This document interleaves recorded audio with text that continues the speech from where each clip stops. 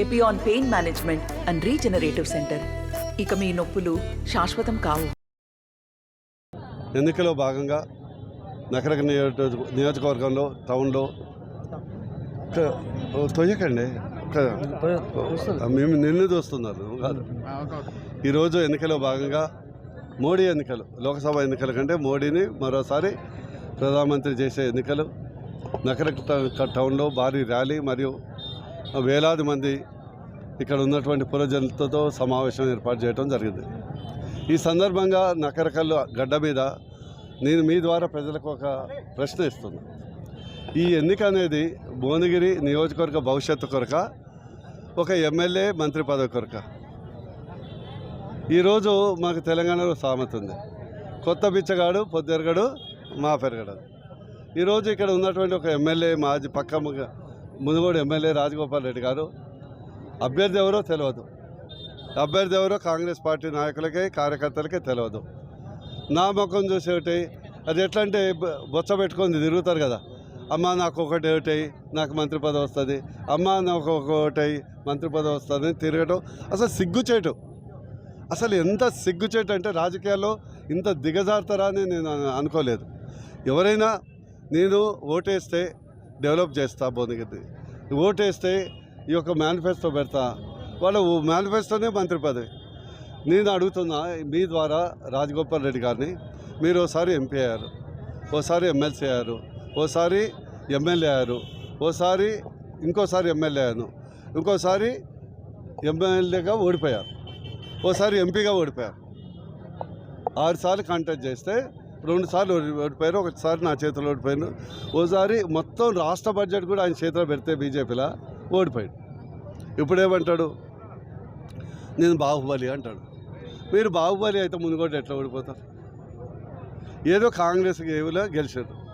కాంగ్రెస్ వేలు నల్గొండ జిల్లాలో దాదాపు అందరూ ఎమ్మెల్యేలు గెలిచారు. మీ ప్రతాపం ఏం లేదు కదా.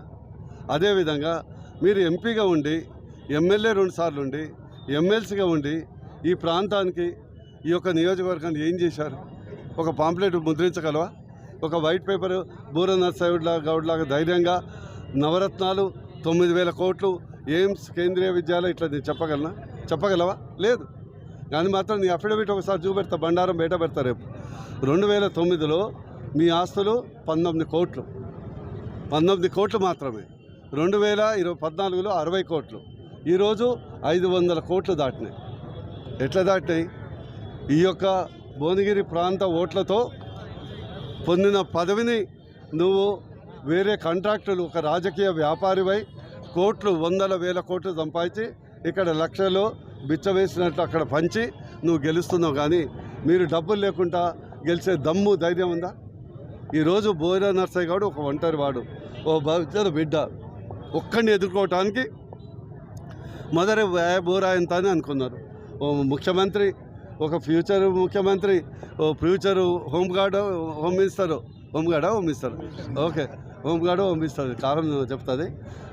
అదేవిధంగా ఓ 4 రాజగోపాల్ రెడ్డి, అనిల్ కుమార్ రెడ్డి, ప్రతాప్ రెడ్డి, ఉత్తమ్ కుమార్ రెడ్డి, జానారెడ్డి అందరు కట్టగట్టుకొని ఒక బూర నర్సయ్య గౌడ్ని ఓడించడానికి వస్తారా? అంటే దాన్ని బట్టి మీరు ఓడిపోయినట్టే కదా.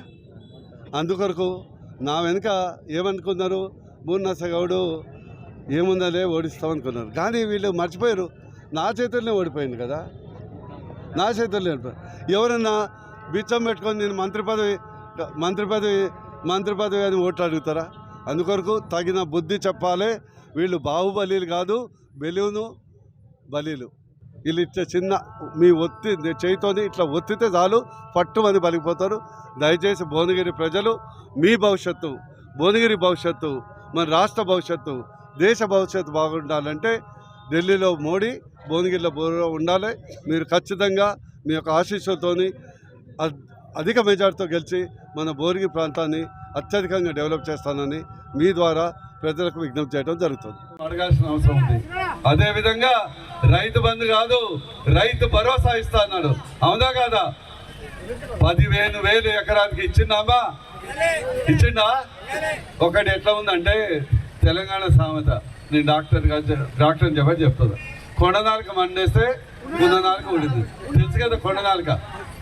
దానికి ఏదో చెడిపోతే ముందేసిందంట నా రేవంత్ రెడ్డి డాక్టరు, అది ఉన్న నాలుగే ఊడిపోయింది. రైతు బంధు లేదు, రైతు భరోసా లేదు. అదేవిధంగా ఈరోజు రైతు కూలీలకు 12,000, రైతు కూలీలకు 12,000 ఇస్తా అన్నాడు, ఇచ్చిండా?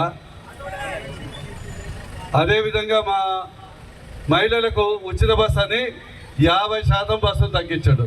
పాపం మా మహిళలు జుట్టు పట్టుకొని, మహిళలు కాదు వాళ్ళ భర్తలు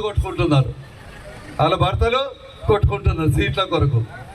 బస్సు చెప్పిందో ఉచితం. హైదరాబాద్లో 3,000 బస్సులు నడిచేది 1,500 చేసేది. చాలా చలాక కాడు. మన కేసీఆర్ ఒక ఆకు చదివితే రేవంత్ రెడ్డి 2 ఆకులు చదివిండు. ఎట్లా మోసం చేయాలనో. ఈరోజు అలాంటి వాళ్లకు మనం ఓటేద్దామా? ఒక్కసారి మోసం చేసినాడు ఓటేద్దామా? అందుకొరకే ప్రచారానికి కూడా రావట్లేదు. వస్తున్నారా ఇంటింటికి? మా బీజేపీ వాళ్ళు వస్తున్నారా? ఇంటింటికి స్టిక్కర్ తెస్తున్నారా? పాంప్లెట్ తెస్తున్నారా? మరి ఎన్ని భయం లేదు. ఇవన్నీ మోడీ సైనికులు చెప్పిందే చేస్తారు, చేసేదే చెప్తారు. That is Modi, that is BJP, that is Bhuvanagiri. ఈరోజు మొత్తం ఈ యొక్క పార్లమెంట్లో ఒక స్పందన వస్తుంది.